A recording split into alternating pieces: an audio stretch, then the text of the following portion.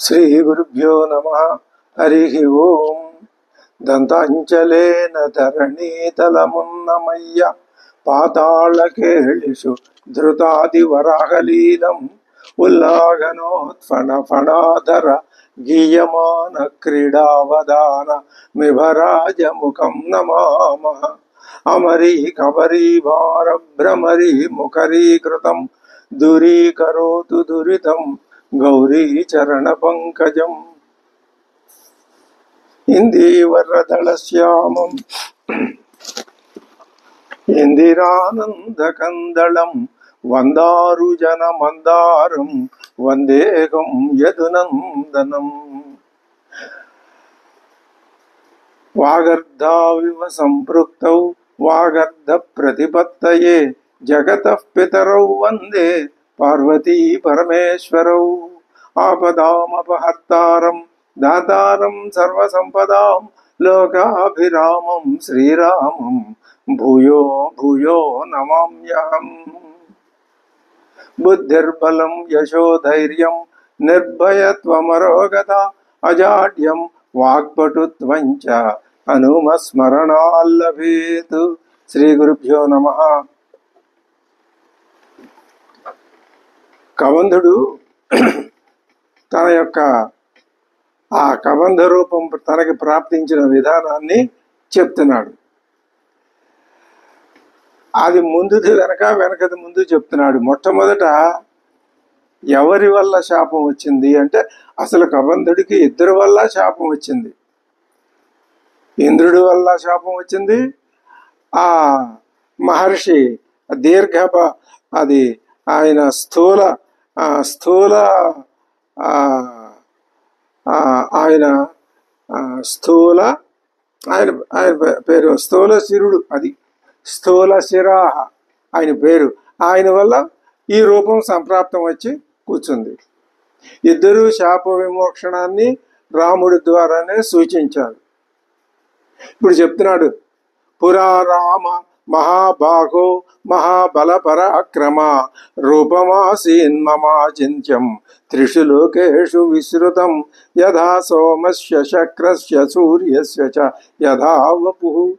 So ఆ సోముడికి మరి ఇంద్రుడికి సూర్యుడికి వలేలాగా నాకు కూడా అటువంటి దివ్యమైన ఒక రూపం ఒకప్పుడు ఉండేదయ్యా. సోహన్ రూపమిదం కృత్వా లోక విత్రాసనం మహతు. అప్పుడు నాకు ఈ రూపం వచ్చింది, అటువంటి రూపం పోయి ఈ కబంధ రూపం వచ్చింది. ఈ కబంధ రూపంతో నేనేం చేశాను తెలుసా? ఋషీన్ వనగతాన్ రామత్రాసయామి తతస్తతః. వనాల్లో ఉన్న తపస్సు చేసుకుంటున్నటువంటి ఋషుల్ని త్రాసయామి భయపెడుతూ వచ్చాను. తతః స్థూలశిరా నామ మహర్షి కోపితో మయా సంచిన్వన్ వివిధం వన్యం రూపేణ అనేన దర్శితః.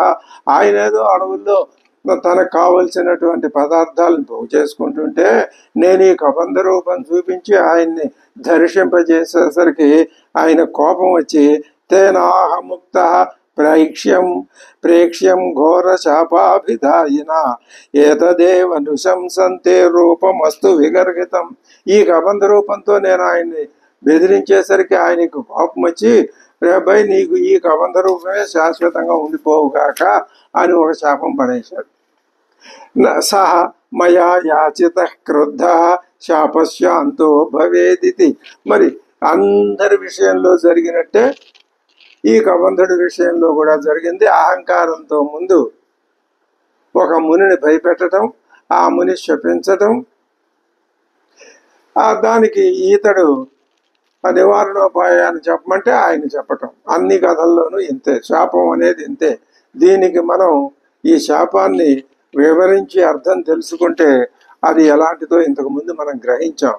అభిశాప కృతస్యేతి తేనేదం భాషితం వచ.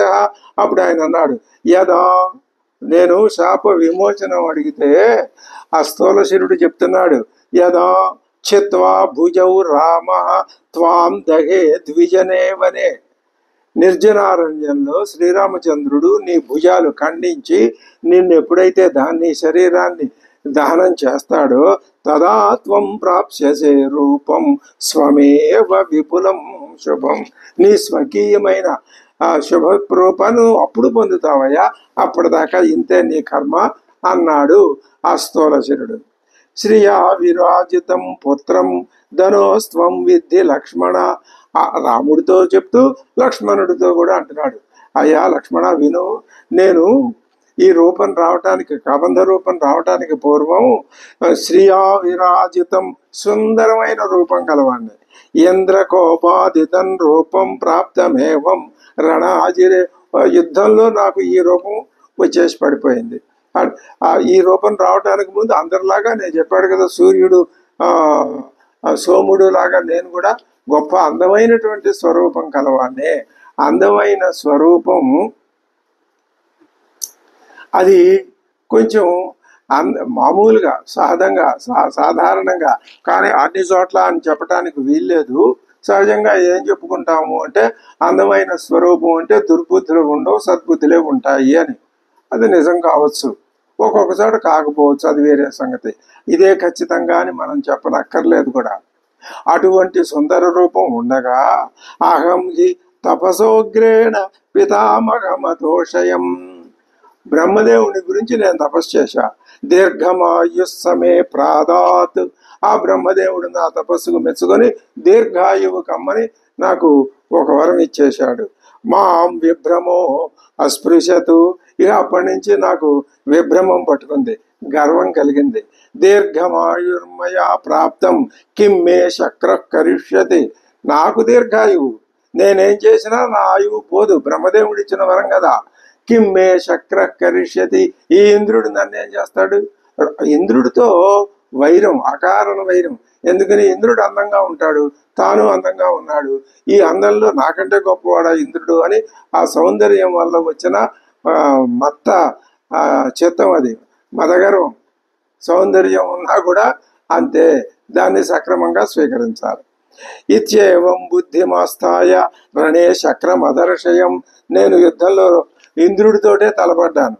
అప్పుడు తస్య బాహు ప్రముక్తేన వజ్రేణ శతపర్వణ. 100 అంచులు కలిగినటువంటి ఆ వజ్రాయుధాన్ని ఆయన గారు నా మీద పడేశాడు. అప్పుడు సగ్ధిని చైవ మూర్ధాచ శరీరే సంప్రవేశితం. ఈ తల అంతా, అలాగే ఈ తొడల దగ్గర నుంచి కింద భాగం అంతా మొత్తం నా మొండెల్లోకి వచ్చేసింది. అది కబంధ రూపం అంటే. సమయ యాచ్యమ. అప్పుడు మళ్ళీ బుద్ధి వచ్చింది వీడికి.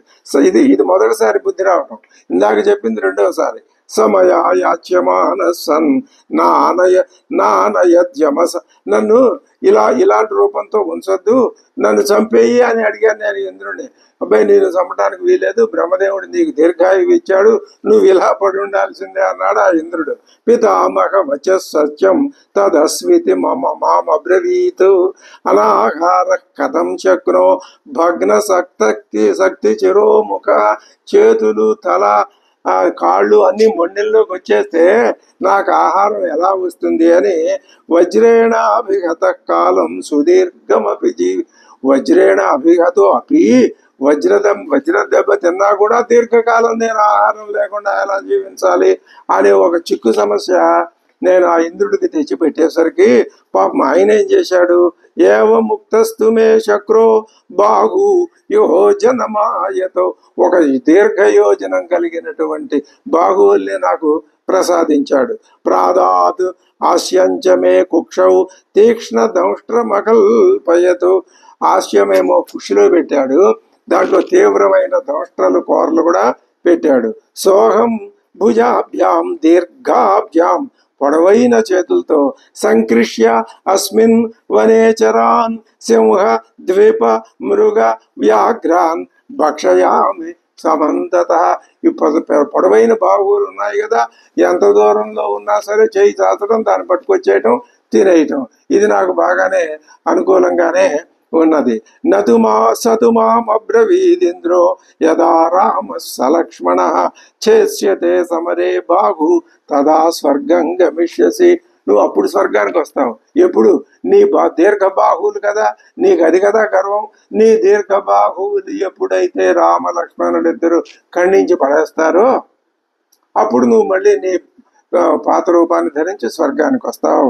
అనేన వపుష రామ వనేస్మిన్ రజసత్తమ యద్యత్ పశ్యామి సర్వస్య గ్రహణం సాధురోచయే. అప్పటి నుంచి కనపడిన దాన్నల్లా పట్టుకోవడం మొదలుపెట్టారు. ఇదేం పని అయ్యా, కనపడిన దాన్నల్లా పట్టుకోవటం ఎందుకు? ఆకలేసినప్పుడు ఆహారం కోసం చేయి చాచు, ఏదో జంతువుని పట్టుకో, తిను, మెలకుండా కూర్చో, అంతేగాని కనపడిన వస్తువుని అలా పట్టుకుంటానంటావు, ఇదేమి పద్ధతి అంటే? దానికి కబంధుడు చెప్పిన ఇప్పటిదాకా ఈ 2 శాపాల వల్ల అతడి యొక్క గర్వం, మదించిన లక్షణం, అహంకారం ఇవి ద్యోతకమైనవి. కానీ నెమ్మదిగా అతడిలో ఈ కబంధ రూపంతో అతడు జీవిస్తూ ఉండేసరికి లోపల ఆ పూర్వ వాసన ఉంది, అది పోదు. అది ఎక్కడికి పోతుంది? అందరిలోనూ 2 పద్ధతులు, 2 వాసనలు ఉంటాయి. మళ్ళా అన్నింట్లోనూ ఉంటాయి, లేనిదేది లేదు. ఎందుకని లేనిదేది లేదు? పరమాత్మ సర్వత్రా ఉన్నాడుగా. మరి ఇదేమో ఆ భాషగా వచ్చి పడిందిగా, మనం వచ్చి పడిందని మనం అనుకుంటున్నాం కదా. కాబట్టి ఈ వచ్చి పడిన వాసన నువ్వు తెచ్చిపెట్టుకున్నావు కాబట్టి ఇది ఉంది. అసలు ఎవరు తెచ్చిపెట్టకుండా సహజంగానే ఉన్న వాసన పరమాత్మ వాసన ఉంది. అయితే ఇది దాన్ని అణిచిపారేసింది. మనం ఈ వాసనతోటే పడి తిరుగుతున్నాం. మనం రామాయణం కానీ, భారతం కానీ, భాగవతం కానీ, ప్రస్థానత్రయం కానీ ఏం చెప్తుంది? బాబు, నీ ఈ వాసన స్థిరం కాదు, ఆ కబంధుడు నీకు కబంధుడు కదా, విరాధుడు కదా, ఎందుకు చెప్తున్నావు? కబంధ రూపం శాశ్వతం కాదు. నువ్వేదో మంచి సుందరమైన కాళ్ళు చేతులు ఉన్నాయి, నేను కబంధుడు రూపం ఏమిటి అనుకుంటున్నావు? బుద్ధి కబంధ బుద్ధి, వికృతమైన బుద్ధి. ఇప్పుడు మనం ఎంత గొప్పవాళ్ళైనా సరే ఈ ద్వంద్వ స్థితిలో వికృత బుద్ధి ఎప్పుడో ఒకప్పుడు బయటపడక తప్పదు. ఇలా అనుకోవటంలో దోషం ఉండవచ్చును, ఉండకపోవచ్చును, అది సరే. అనేన యద్యత్ పశ్య, ఎందుకు నేను ప్రతిదాన్ని పట్టుకుంటున్నాను? అది రాముడేమో. ఆహా కబంధ, నీ ఆలోచన ఏమో ఆలోచన అయ్యావు అంటే మళ్ళీ రాముడిని పట్టుకుని కబంధుడు ఈ దీంట్లో ఉండలేకపోతున్నాడు, కబంధ రూపంలో ఉండలేకపోతున్నాడు. మనం మాత్రం జీవ రూపంలో చక్కగా ఉంటున్నాం. కానీ ఏముండాలి? జీవ రూపంలో మనం ఉండలేను అనే తపన కలగాలి, అది ప్రధానం. నాకు ఈ జీవరూపం వద్దు, అసలు నేను జీవుణ్ణి కాదు, జీవుడు లేనే లేడు, అయినా నేను మాటికి జీవుడిని ఇది ఈ విచికిత్స నన్ను విడిచిపెట్టట్లేదు. ఈ బాడీ మైండ్ ఈ సిండ్రోమ్ ఉందే, ఇది విపరీతంగా నన్ను పట్టుకుని పీడించేస్తుంది. ఎంత పోగొట్టుకుందామన్నా పోవట్లేదు. పోకేం చేస్తుంది? ఈ జన్మలో కాకపోతే ఇంకో 10 జన్మలు ఎత్తినాకైనా పోయి తీరుతుంది. ఎందుకని? పోవాలనే తాపత్రయం నాలో ప్రారంభమైంది కాబట్టి. అథాతో బ్రహ్మ జిజ్ఞాస, ఆ సూత్రం ఆ మాటే చెప్తోంది. నీలో ఎప్పుడైతే బ్రహ్మ జిజ్ఞాస ప్రారంభమైందో క్రమక్రమంగా నువ్వు ఆ పరిణతిని సాధించు, నువ్వే బ్రహ్మమైపోతావు. అనేన వపుషా రామ వనేస్మిన్ రాజసత్తమ యద్యత్ పశ్యామి సర్వస్య గ్రహణం సాధురోచయే అని పట్టేసుకుంటాను నేను. అవశ్యం, ఎందుకంట అవశ్యం గ్రహణం రామో మన్యేహం సముపైష్యతి. ఆహా కబంధ, ఏమయ్యా నీ అదృష్టం ఏమిటి? అమ్మో రాముడు వచ్చేసాడేమో, అది రాముడేనేమో, నేను పట్టుకోకుండా వదిలేశాననుకో రాముడు వెళ్ళిపోతాడేమో. ఇది ఏమి ఆలోచన, ఇది ఏమి భక్తి చూపిస్తున్నాడు వాల్మీకి. ఎంత సూక్ష్మాతి సూక్ష్మంగా సాధన చెయ్యాలో, రామ భావన అనేది జీవుడికి ఉండాలో అద్భుతంగా చూపిస్తున్నాడు. కేవలం ధైర్యంగా ఒక మాట చెప్పచ్చు, ఇలాంటి ఆలోచనలు, భావాలు అక్కడ ఉన్నవే, మనమేం కొత్తగా చెప్పుకోవక్కర్లా. వీటిని మనం బాగా మన బుద్ధికి తోచేటట్లు చేసి హైలైట్ చేసుకుని వీటిని పట్టించుకోకపోతే కేవలం కథాపారాయణం చేస్తే ఏం ప్రయోజనం అండి? ఏమీ లేదు. ఎక్కడున్నావు గొంగళి, వేసిన చోటే ఉన్నాను వెతుక్కో అంటున్నది. అది కాదు పద్ధతి. అవశ్యం గ్రహణం రామో మన్యేహం సముపైష్యతి ఇమాం బుద్ధిం పురస్కృత్య దేహన్యాస కృతశ్రమ. అది కబంధుడు. విరాధుడు అంతే, అతడి యొక్క కథ విన్నాం మనం, అది అద్భుతమైన కథే. సత్వం రామోసి, అబ్బా ఇంతకాలానికి నాకు నా కోరిక నెరవేరిందయ్యా. ఆహా, నువ్వే రాముడివి. ఏ రాముడినైతే నేను పట్టుకోవటానికి ప్రతిరోజు నా భుజాలను ఉపయోగిస్తున్నానో ఆ రాముడివి నువ్వే. ఎంత చక్కగా చెప్పాడు కబంధుడు. సత్వం రామోసి భద్రంతే, నీకు భద్రం, నీకు నమస్కారం రామా. నా చిరకాల వాంఛ ఈడేరే విధంగా నువ్వు ఈ రోజు నాకు దర్శనమిచ్చావయ్యా. అసలు ఆ శ్రీమన్నారాయణమూర్తి మహావిష్ణువు శ్రీరామావతారం ధరించి రావటమే లోకానికి అదృష్టం.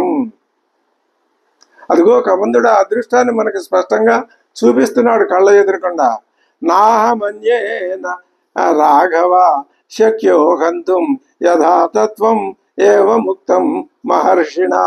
ఆ మహర్షి నిజమే చెప్పాడు, నన్ను ఎవ్వరూ చంపలేరు, చంపేది నువ్వే.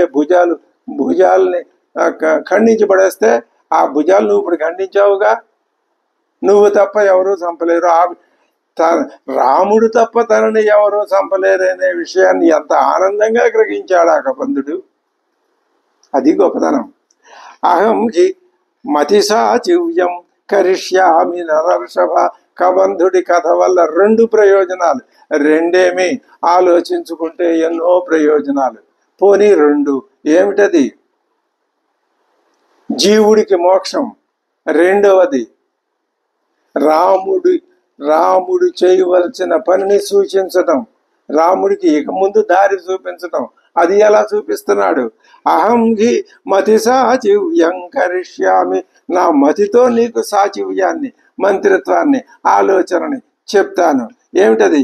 మిత్రం చైవోపదేక్ష్యామి యువాభ్యాం సంస్కృతో అగ్నినా. మీరు గనక నాకు అగ్ని సంస్కారం చేసేస్తే, ముందు అగ్ని సంస్కారం చేయండి, మీకు నేను ఒక మిత్రుని సూచిస్తా. అది నేను మీకు చేసే ఉపకారం. ఖచ్చితంగా ఏది కావాలో ఆ మాటలే చెప్తున్నాడు కబంధుడు. ఏవ ముక్తస్తు ధర్మాత్మా ధనునా తేన రాఘవ ఇదం జగాద వచనం లక్ష్మణస్యోపశృణ్వత. లక్ష్మణుడు వింటూ ఉండగా అంటున్నాడు, అవి ఎవరితో? అదే ఆ కబంధుడితోటే. రావణేన హృతాం, నీకే సహాయం కావాలో అడుగు, నీకు ఒక మంచి స్నేహితుడిని జత చేస్తాను నేను అన్నాడుగా. రావణేన హృత భార్య మమ భార్య రావణేన హృత. ఆవిడ పేరు సీత, యశస్విని. నిష్క్రాంతస్య జనస్థానాత్ సహ భ్రాత్ర యథా సుఖం.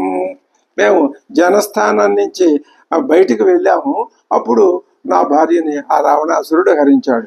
నామ మాత్రం తు జానామి, నాకు ఆ రావణాసురుడి పేరు ఒకటే తెలుసయ్యా కబంధ. నా రూపం, వాడు రూపం ఎలా ఉంటుందో తెలియదు. తస్య రక్షస నివాసం వా ప్రభావం వా, వాడు ఎక్కడుంటాడు, నివాసం ఏది, వాడి శక్తియుక్తులు ఏమిటి. వయం తస్య న విద్మహే, మాకు తెలియవు. శోకార్తానాం అనాథానాం ఏవం విపరిధావతాం కారుణ్యం సదృశం కర్తుం ఉపకారే చ వర్తతాం. నైనా మేము శోకార్తులం, దీనులమై పరిభ్రమిస్తున్నాం అమ్మవారిని పోగొట్టుకొని. మాకు నువ్వు ఉపకారం చేయవయ్యా, ఉపకారం చేయమని నిన్ను మేము ప్రార్థిస్తున్నాం. రాముడు కూడా దీనుడిలా వాడు చేస్తానన్నాడు. అప్పటిదాకా ఈయనలో ఆ భావం ఆగక నువ్వు మాకు ఉపకారం చేయవయ్యా, ఏం చేయాలో మాకు అర్థం కావట్లేదు. ఆ జటాయువు చెప్పాడు, రావణాసురుడు ఎత్తుకుపోయాడు, వాడిని నేను గిల్లాను, రక్కాను, వాడి సారథిని, ఇవన్నీ చెప్పాడు. కానీ ఏమిటి ఆ రావణాసురుడు? వాడు ఎవడు? లంకలో ఉంటాడు, లంకలోనే ఉంటాడా, ఇంకెక్కడైనా ఉంటాడా? మరి వాడి పరాక్రమం ఏంటి? అసలు ఎందుకు రావణాసురుడు అపహరించాడు? నేను అతనికి ఏం అపకారం చేశాను? కాష్టాన్యాదాయ, అప్పుడు వాళ్ళు ఏం చేశారు? శుష్కాని కాలే భగ్నాని కుంజరైకి దక్ష్యామస్వాం వయం వీరస్వభ్రే మహతి కల్పితే. ఇదిగో మేము చక్కగా గొయ్యితో వేస్తాం, అందులో కట్టి పుల్లలన్నీ పేర్చేస్తాం, నీ శరీరం తీసుకెళ్లి దాని మీద పడేస్తాం. సత్వం సీతాం సమాచక్ష్వ ఏనవా ఎత్రవా కృత. సీతను గురించి మాకు సమాచక్ష్వ వివరాలు చెప్పు. కురు కళ్యాణం అత్యర్థం యది జానాసి తత్వతః. నీకు తెలిసిందంతా ఖచ్చితంగా అన్ని విషయాలు చెప్పు. ఏవ ముక్తస్తు రామేణ వాక్యం ధనురనుత్తమం ప్రోవాచ కుశలో వక్తుం వక్తారమపి రాఘవం. అప్పుడు మళ్ళీ రాముడితో అంటున్నాడు, దివ్యమస్తి నమే జ్ఞానం. రామ, నాకు ఆ దివ్య జ్ఞానం ఇంకా రాలేదా? ఈ రాక్షస ఉపాధిలో దివ్య జ్ఞానం రాదు. మానవ శరీరమే అయినా రాక్షస బుద్ధి ఉంటే దివ్య జ్ఞానం రాదు. శరీరం పుట్టడానికి కారణమైనటువంటి త్రిగుణాల్ని సత్వరజ శరీరం ఉద్భవించడానికి కారణం ఆ 3 గుణాలే. ఏ 3 గుణాల కారణంగా ఈ శరీరం పుట్టుకొచ్చిందో ఆ 3 గుణాలని శరీరంలోంచి ఇది దుస్సాధ్యమైన పని. చెప్పటం చాలా తేలిక, ప్రవచనం గొప్ప. ఏముంది, 4 శ్లోకాలు చదవడం, చెప్పేయటం. దాన్ని అనుభవంతో చెప్పాలి కదా. చెప్పింది వినేవారికి హృదయానికి నచ్చాలిగా. నచ్చకపోతే వాళ్ళు ఏదో వింటారు, వదిలేస్తారు. లోకంలో 99 వంతులు 99 విషయాల్లో ఇలాగే జరుగుతోంది. పాపం చెప్పేవాళ్ళు ఎంతో భక్తి శ్రద్ధలతో కమిట్మెంట్తో చెప్తున్నారు, కానీ అది మరి వినేవాళ్ళకే చిత్తశుద్ధి ఉందో లేదో అర్థం కాదు. అప్పుడు అంటున్నాడు, దివ్యమస్తి నమే జ్ఞానం. నాకు దివ్య జ్ఞానం లేదయ్యా, అది ఉంటే అన్నీ చెప్పేస్తాను నేను. కాబట్టి ఇప్పుడు ఏమర్థం అవుతుంది, మన దగ్గర ఉన్నటువంటిది సాపేక్ష జ్ఞానమే. నిరపేక్ష జ్ఞానం ఉంటేనే మనం అన్ని విషయాల్ని తెలుసుకోగలం. అదే ప్రజ్ఞానం. ప్రజ్ఞానం బ్రహ్మ, ఎరుక, తెలివి, ఆత్మ. ప్రజ్ఞానం అన్నా ఆత్మ అన్నా ఒకటే. అదగ్ధస్యతు విజ్ఞాతుం శక్తిరస్తి నమే ప్రభో. ఈ శరీరం పోతే, ఈ శరీరం దగ్ధం అయితేనే తప్ప నాకు మళ్ళీ ఆ జ్ఞానం రాదు ప్రభో. రాక్షసంతం మహావీర్యం సీతాయేన కృతాతవ. ఆ రాక్షసుడు నాకు తెలియట్లా, నేను ఎంత ఆలోచించినా నాకు స్ఫురించట్లా. ఈ శరీరం తగలేసే ముందు విజ్ఞానం ఈ మమ భ్రష్టం శాపదోషేణ రాఘవ. నాకు ఆ శాపదోషం వల్ల నా విజ్ఞానం పోయిందయ్యా. విజ్ఞానం ప్రజ్ఞానం అదే పోయింది. కాబట్టి ఏది తెలిస్తే ఈ సమస్తం తెలుస్తుంది అని వాళ్ళు అడిగారే మునులు, అది ఇదే అర్థం. అద్వైత జ్ఞానం ఉంటే అన్ని విషయాలు స్పష్టంగా తెలుస్తాయి. మాకు తెలియట్లేదండి, అద్వైత జ్ఞానం ఉంది కానీ తెలియట్లేదంటే, నీకు అద్వైత జ్ఞానం ఉందని నువ్వు ఏదో బయటికి భ్రమపడి అనుకుంటున్నావు, కానీ ఈ ద్వైత జ్ఞానం ఆ అద్వైత జ్ఞానాన్ని డామినేట్ చేస్తుంది కాబట్టి నీకు తెలియటం లేదు అని అర్థం అవుతుంది. స్వకృతేన మయా ప్రాప్తం రూపం లోక విగర్హితం కింతు యావన్నయాత్యస్తం సవితాశ్రాంత వాహన తావన్మాం అవలేక్షిప్త్వా దహరామ యథావిధి. సూర్యుడు అస్తమించే లోపల నన్ను ఆ కట్టెల మీద పడేసి దహనం చేసేయండి. దగ్ధస్త్వయాహమవటే న్యాయేన రఘునందన వక్ష్యామి తమహం వీర యస్తం జ్ఞాస్యతి రాక్షసం. అప్పుడు నీకు అన్ని విషయాలు నాకు తోస్తాయి, నేను చెప్తాను. తేన సఖ్యంచ కర్తవ్య న్యాయ వృత్తేన.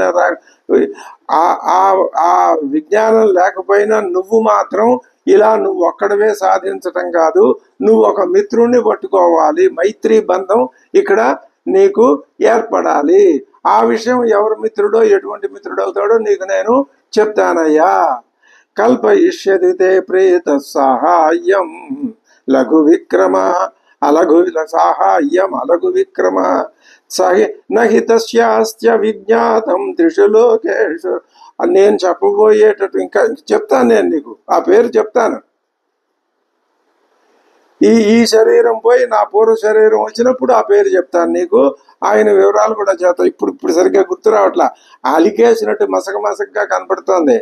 సర్వాన్ పరిశ్రుతో లోకాన్ పురాసౌ కరణాంతరే ఏవ ముక్తౌతు తౌ వీరౌ కబంధేన నరేశ్వరౌ గిరప్రదరమాసాద్య పావకం విససర్జతు. వాళ్ళు ఏం చేశారు, ఆ కొండలో ఒక పల్లపు ప్రదేశంలో చక్కగా అగ్నిని వెలిగించారు, చితిని పేర్చి. లక్ష్మణుడు అప్పుడు పెద్ద కొరువుల్ని వెలిగించాడు, వాటితో అన్ని వైపులా చితిని అంటించాడు. అది అన్ని వైపుల నుంచి మండటం మొదలుపెట్టింది. ఆ కబంధుడి శరీరం ఒక పెద్ద నేతి ముద్దలాగా కరిగిపోతుంది. వాడి శరీరంలో ఉన్న కొవ్వు అంతా, మాంసం అంతా కరిగిపోయి వేడికి ఇది కొవ్వుతో అది ఏమవుతుంది, ఉడుకుతూ ఉన్నటువంటి మాంసం ఆ విధంగా మెల్లగా నెమ్మదిగా వాడి శరీరం కాలిపోసాగింది. అప్పుడు ఆ మహాబలుడైన కబంధుడు ఏం చేశాడు, ఆ చేతిని తొలగదోసుకుని 3 అంతులు కాలిపోయినాక ఆ చేతిని పక్కకి తోసేసి పొగ వలె అగ్ని వల్లే తేజరిల్లుతూ పొగ లేని అగ్నిలాగా నిర్మల వస్త్రాలు ఎట్లాగా సవిధూయ చితామాశు విధూమోగ్నిరివోద్ధిత అరజే వాససి బిభ్రన్ మాలాం దివ్యాం మహాబల. స్వచ్ఛమైన వస్త్రాలు, మెడలో చక్కటి మాల, దివ్యమైన సుందర రూపంతో వాడు అందులో నుంచి చితిలోంచి పైకి వచ్చేశాడు. తతశ్చితాయా వేగేన భాస్వరో విమలాంబర ఉత్పపాత ఆశు సంహృష్ట సర్వప్రత్యంగ భూషణ. సర్వప్రత్యంగ సమస్త అవయవాలకి చక్కటి అలంకారాలు చేసుకున్నటువంటి ఆ నిర్మల వస్త్రాలు ధరించినటువంటి ఆ కబంధుడు అగ్నిలో నుంచి ఆ తేజస్సుతో విరాజిల్లుతూ పైకి వచ్చాడు. విమానే భాస్వరే తిష్టన్. మంచి విమానం కూడా అతడికి వచ్చేసింది, వాహనం. దాంట్లో కూర్చుని ఆ విమానానికి ఏమున్నాయి, హంసయుక్తే, హంసలు పూంచిన విమానంలో కూర్చుని ప్రభయాచ మహాతేజా దిశో దశ విరాజయన్. ఆ కాంతుల శరీరపు కాంతులతో దిశల్ని వెలిగింపజేస్తూ సోంతరిక్షగతో రామం కబంధో వాక్యమబ్రవీత్. ఇంకా కబంధుడికి భూ సంసర్గం తొలగిపోయింది, ఆకాశంలోకి వెళ్ళిపోయాడు, దివ్య రూపం వచ్చింది, బ్రహ్మాండంగా వెలిగిపోతున్నాడు. ఆయన విమానం కూడా ఆయనకు వచ్చేసింది, హంసలు లాగుతున్నాయి విమానాన్ని, అందులో కూర్చున్నాడు. హంసల్లాగే విమానం ఎవరిది, బ్రహ్మదేవుడిది ఆ వాహనం. ఈయన అటువంటి వాడే. శృణు రాఘవ తత్వేన యథా సీతామవాప్స్యసి. అక్కడి నుంచి కృతజ్ఞతతో ఆకాశం నుంచి రాముడితో అంటున్నాడు, చెప్తున్నాను విను, శృణు రాఘవ, చెప్తున్నాను విను. రామ షడ్యుక్తయో లోకే యాభిస్సర్వం విమృశ్యతే. లోకంలో సహజంగా ఆ మహీపాలురు 6 రకాలైన విధానాలు ఉపయోగిస్తారు. అందులో ఏమిటంటే సంధి, విగ్రహం, యానం, ఆసనం, ద్వైధీభావం, సమాశ్రయం అని. ఇందులో ఇప్పుడు నువ్వేం చేస్తావంటే, నువ్వు చేయాల్సింది స్నేహం. నీలాగా దుర్దశని పొందిన మరొక వ్యక్తి పేరు నేను సూచిస్తా, అతడితో నువ్వు పొత్తు పెట్టుకో వెళ్ళి. అప్పుడు పరిమృష్టో దశాంతేన దశాభాగేన సేవ్యతే దశాభాగగతో హీన త్వం హి రామ సలక్ష్మణ యత్కృతే వ్యసనం ప్రాప్తం త్వయా దార ప్రదర్శనం. నీకు భార్యాపహరణ క్లేశం వచ్చింది కదా, అటువంటి క్లేశమే మరొకరికి కూడా వచ్చింది. కాబట్టి తదవశ్యం త్వయా కార్య సుహృదాంబర. నువ్వు స్నేహం చేస్తే నీకంటే గొప్పగా స్నేహం చేసేవాళ్ళు ఎవరయ్యా లోకంలో? అటువంటి సుహృద్వరుడా, నీకు ఒక సుహృతి పేరు చెప్తాను. అకృత్వాగి నతే సిద్ధిం అహం పశ్యామి. నువ్వు అతడితో స్నేహం చేసుకోకుండా నీకు సిద్ధి అనేది కలగదు, అంటే నీ కార్యం నెరవేరదు. కాబట్టి శ్రూయతాం రామ వక్ష్యామి, చెప్తున్నాను విను. సుగ్రీవో నామ వానర. సుగ్రీవుడనే పేరు గల గొప్ప వానర మహారాజు ఆయన.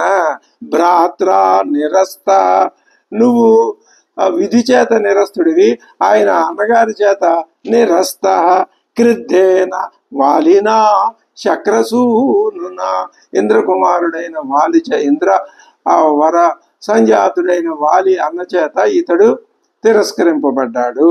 ఋష్యమూకే గిరివరే పంపా పర్యంత శోభితే, పంపా సరస్సు ఒడ్డున ఉన్నటువంటి ఋష్యమూక పర్వతం మీద, ఇక నుంచి అద్భుతమైన పేర్లు, సుప్రసిద్ధమైన పేర్లు. పంపా సరోవరం యొక్క అందం అద్భుతం. అది వర్ణన చాలా గొప్పగా చేస్తాడు వాల్మీకి మహర్షి. ఋష్యమూక పర్వతం, ఈ పేరు చెప్పేసరికి ఇప్పుడు సుగ్రీవుడు మహానుభావుడు వచ్చాడు. మరి కొంచెం కాలంలో ఇంకొక మహానుభావుడు, ముల్లోకాల్లోనూ కీర్తి ప్రతిష్టలు వ్యాపించినటువంటి ఒక సాక్షాత్తు గురుస్వరూపమైన వాడు, శ్రీరాముని యొక్క భక్తుల్లో మహా గొప్పవాడైన భక్తుడు ఆంజనేయ స్వామి, హనుమత్ స్వామి పేరు కూడా మనకి వస్తుంది. ఇప్పటి నుంచి మనం చాలా హృదయాన్ని ఆకర్షించేటటువంటి విడిచిపెట్టడానికి వీల్లేనటువంటి, ఎప్పుడు విందామా అనే తహతహ కలిగించేటటువంటి రామాయణం యొక్క ప్రధానమైన కథలోకి మనం అంటే ఇప్పటిదాకా అప్రధానం అని కాదు, అది ఎప్పటికప్పుడు అలా అనుకోవడం, అది రామాయణ కథలో ఉన్న సౌందర్యం. ఆ సౌందర్యము అంటే అర్థం ఏమిటి? ఎప్పుడైనా మనం అంతరార్థం చెప్పుకోవాల్సిందే. సౌందర్యం అంటే ఇక్కడ ఛందస్సు, కవిత్వం, వర్ణనలు, అలంకారాలు, అది లోకపరంగా. సౌందర్యం అంటే జీవాత్మ పరమాత్మల సమాగమమే సౌందర్యం. సుందరకాండ కూడా అది ఆ మాటే చెప్తాను నేను. మిగతా చాలా ఉన్నాయి అర్థాలు. జీవాత్మ పరమాత్మ కోసం పరమాత్మని పొందటానికి చేసే ప్రయత్నం ఆ సౌందర్యమే సుందరకాండ. సరే, ఋష్యమూకే గిరివరే పంపా పర్యంత శోభితే నివసత్యాత్మవాన్ వీర చతుర్భి సహవానరై, ఆయనతోకి తోడు 4 వానరులు ఉన్నారయ్యా. వాళ్ళతో కలిసి ఆయన పంపా సరోవరం ప్రక్కనే ఉన్న ఋష్యమూక పర్వతం మీద నివసిస్తూ ఉంటాడు. నివసతి ఆత్మవాన్. ఆత్మవాన్ అనే మాట లక్ష్మణుడికి, శ్రీరాముడికి, దశరథ మహారాజుకి, భరతుడికి, వశిష్ఠుడికి, ఇలాంటి వాళ్ళకి ఉపయోగించాడు వాల్మీకి. ఇక్కడ ఎవరికి ఉపయోగిస్తున్నాడు? సుగ్రీవుడు ఆత్మవాన్ అంటే ఆత్మ సౌందర్యం కలవాడు, స్వస్వరూప జ్ఞానం కలవాడు, శ్రీరాముని యొక్క తత్వ జ్ఞానం కలవాడు. వానరేంద్రో మహావీర్య తేజోవాన్ అమిత ప్రభ. తేజోవాన్ వానరేంద్రుడు, అమిత ప్రభ, సత్యసంధ, మాటకి నిలబడేవాడు, కట్టుబడేవాడు, వినీతశ్చ, వినయం కలవాడు, ధృతిమాన్, ధైర్యం కలవాడు, మతిమాన్, తెలివితేటలు గలవాడు, మహాన్. ఏం వర్ణన! సుగ్రీవుని గురించి అద్భుతమైన మాటలు చెప్పాడు ఎవరు? కబంధుడు. ఏమంటున్నాడు? వానరేంద్రో మహావీర్య తేజోవాన్ అమిత ప్రభ సత్యసంధ వినీతశ్చ ధృతిమాన్ మతిమాన్ మహాన్. రాముడు అడిగితే చెప్తున్నాడా ఈ వర్ణనలు, ఈ సుగ్రీవుని యొక్క గుణాలు? ఇక్కడే రాముడికి అర్థమైపోయింది, సుగ్రీవుడు మహానుభావుడు, నేను ఆయనతో స్నేహం చేయవలసిందే. వాలి సుగ్రీవుణ్ణి హింసిస్తున్నాడు, అతన్ని బాధిస్తున్నాడు అనే వాలి దుష్టుడు, దోషి, సుగ్రీవుడు నిర్దోషి అనే విషయం శ్రీరాముడికి అర్థమైపోయింది. అల్లా అర్థమయ్యేటట్లుగా కబంధుడితో మాటలు చెప్పించాడు. దక్ష ప్రగల్భ ద్యుతిమాన్ మహాబల పరాక్రమ. దక్ష, దక్షుడు, సమర్థుడు, ప్రగల్భ, ప్రతిభ గలవాడు, ద్యుతిమాన్, కాంతి గలవాడు, మహాబల పరాక్రమ, భ్రాత్ర వివాసిత. అది ఆ సోదరుడు చేసిన నేరం. అతడి చేత వివాసితుడు, వెళ్ళగొట్టబడినవాడు. ఎందువల్ల? రాజ్యహేతో. ఇంకా మహాబలుడే అయినప్పటికీ అన్నగారి చేత రాజ్యం కోసం వెళ్ళగొట్టబడ్డాడు. సతే సహాయో మిత్రం తే సహ మిత్రం సహాయ. అతడే నీకు మిత్రుడు, అతడే నీకు సహాయం చేస్తాడు. ఎప్పుడు ఏ విషయంలో? సీతాయ పరిమార్గణే, సీతమ్మ వారిని వెతకటంలో. భవిష్యతి హితే రామ మాచ శోకే మన క్రుధా. ఇక నువ్వు శోకంతో బాధపడవద్దు, అయిపోయింది. ఇంకా రాముడు శోకించేటటువంటి సందర్భాలు చాలా, ఎక్కడో ఒక చోట అరచోట తలుచుకుని ఒక మాట బాధపడతాడు తప్ప ఇప్పటిదాకా శోకించిన విధానంగా ముందు ఉండదు. భవితవ్యం హి యచ్చాపి నతచ్చక్ష్యమిహాన్యదా కర్తుం ఇక్ష్వాకుశార్దూల కాలో హి దురతక్రమ. కదుగో, కానున్నది కాక మానదు. దాని నుంచి తప్పించుకోవటం ఎవరికీ శక్యం కాదు. ఎందుకని? కాలో హి దురతిక్రమ, కాలం ఎవడో అతిక్రమించలేడు కాలాన్ని. గచ్చ శీఘ్రం ఇతో రామ, ఇక్కడి నుంచి నువ్వు త్వరగా వెళ్ళండి మీరు. సుగ్రీవంతం మహాబలం, మహాబలుడైన సుగ్రీవుణ్ణి కలుసుకోండి. వయస్యం తంకురు క్షిప్రం, అతన్ని నీ స్నేహితుడిగా వెంటనే చేసుకో. ఇతో గత్వా అద్య రాఘవ, ఇవాళే బయలుదేరండి. అద్రోహాయ సమాగమ్య దీప్యమానే విభావసౌ. అద్రోహాయ సమాగమ్య దీప్యమాన్, అతడు పరస్పరం ద్రోహం చేసుకోకుండా ఉండే విధంగా మీరు ఆ విభావసౌ దీప్యమానే, అగ్నిసాక్షిగా స్నేహం చేసుకోండి. ఈ మాట కూడా ఆయన చెప్పేశాడు, వాళ్ళు అలాగే చేసుకున్నారు. సచతే నావమంతవ్య, ఇతడితో నాకేం పని, ఇతడేదో వానరుడు అని నువ్వు తేలిక భావంతో అలా ఏమి అనకో, ఆయన్ని అవమానించుకో. నువ్వు అవమానించవలే, నువ్వు సర్వభూతహితే రత రామ, నువ్వు కదా. అయినా ఏదో ఆ కబంధుడు శ్రీరాముడు చేసిన ఉపకారానికి అద్భుతంగా చెప్తున్నాడు. కృతజ్ఞ కామరూపీచ సహాయార్థీచ వీర్యవాన్ శక్తౌ హ్యజ్య యువాంకర్తుం కార్యం తస్య చికీర్షితం కృతార్థో వా అకృతార్థో వా కృత్యంతవ కరిష్యతి. సృక్షరజస పుత్ర, అతడు సుగ్రీవుడు వృక్షరజసుడనే వాని యొక్క వానరరాజు యొక్క క్షేత్రజుడు. సూర్యుడి యొక్క అదే పంప వృక్షరజస పుత్ర పంపామటతి శంకిత. శంకతో ఇప్పుడు పంపా నది ఒడ్డును తిరుగుతున్నాడు. భాస్కర శౌరస, సూర్యుని యొక్క వరప్రభావంతో జన్మించిన వాడు.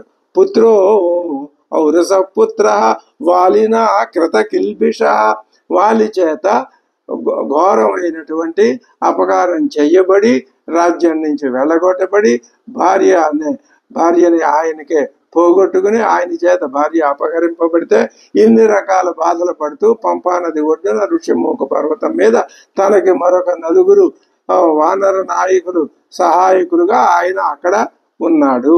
సన్నిధాయ ఆయుధం క్షిప్రం ఋష్యమూక ఆలయం కపిం, నువ్వింక వెంటనే ఋష్యమూఖం మీద నివసిస్తున్నటువంటి వనచారి అయినటువంటి ఆ సుగ్రీవుడి చెంతకు వెళ్ళి అగ్ని సాక్షికంగానే కాకుండా ఆయుధ సాక్షిగా కూడా అతన్ని నీ మిత్రుని కావించుకో. ఏమయ్యా కబంధ, నువ్వు చెప్పేది ఏం బాగుంది? అతడికి ఏమైనా రాజ్యం ఉందా, సైన్యం ఉందా, మరి సేనాపతులు లాంటి హంగు ఆర్భాటాలు ఉన్నాయా? పోనీ నగరంలోనైనా ఉంటున్నాడా? ఎంతమంది ఉన్నారు ఆయన వెనక? 4.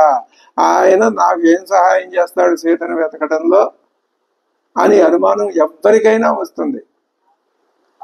వచ్చిందంటే అది రాక్షస బుద్ధి.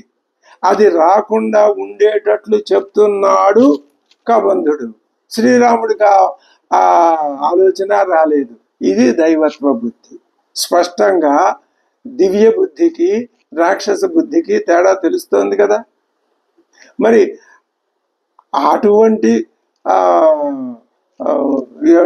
ఈ తక్కువ వనరులు ఉన్నప్పటికీ కూడా సుగ్రీవుడినే ఎందుకు చేస్తున్నాడు అంటే, సుగ్రీవుడు సుగుణాలు చెప్పాడు, అద్భుతంగా వర్ణించి చెప్పాడు 2 శ్లోకాల్లో. ఆయన సుగుణ సంపత్తిని చూసైనా సరే ఆయనతో స్నేహం చేయాల్సిందే అనుకున్నాడు శ్రీరాముడు. ఆ మాట ఇంకా పైకి అనలేదు. నసహి స్థానాన్ని సర్వాణి కార్స్నేన కపిగుంజర నరమాంసాశినాన్ లోకే నైపుణ్యాదధిగచ్చతి. రాక్షసులు ఎక్కడెక్కడ ఉంటారో వాళ్ళ మూలాలన్నీ ఈయనకు ఊసముట్టుగా తెలుసును. నతస్యావిదతంలోకే కించిదస్తి రాఘవ. ఆ సుగ్రీవుడికి, అందుకు నువ్వు వెళ్ళాలి ఆయన దగ్గరికి. సుగ్రీవుడికి తెలియనిదంటూ ఇంత కూడా లేదు, అన్నీ తెలిసిన ఆయనకి. యావత్ సూర్య ప్రతపతి, ఆ సహస్ర కిరణుడైన సూర్యుడు ఎంత దూరం ప్రకాశిస్తూ ఉంటాడో అంత దూరంలో ఉన్నటువంటి సహ నదీర్ విపులాన్ శైలాన్ గిరిదుర్గాని కందరాన్ అన్వీక్ష్య వానరై సార్థం పత్నింతే దిగమిష్యతి. అయిపోయింది, చెప్పేశాడు స్పష్టంగా. ఇంకా జరగబోయేది ఇదే. ఎక్కడెక్కడ వెతకాలో అక్కడెక్కడలా వెతికించి, ఎక్కడెక్కడ సూర్యుడి కిరణాలు ఎంత దూరం వ్యాపిస్తాయో అంత దూరంలో ఉన్న నదులు, పర్వతాలు, లోయలు, గుహలు, వనాలు అన్నింట్లోనూ వెతికించి నీకు సీతని అన్వేషించటంలో, మళ్ళీ నువ్వు సీతమ్మ వారిని నువ్వు పొందటంలో నీకు ఆయన సహాయపడతాడు.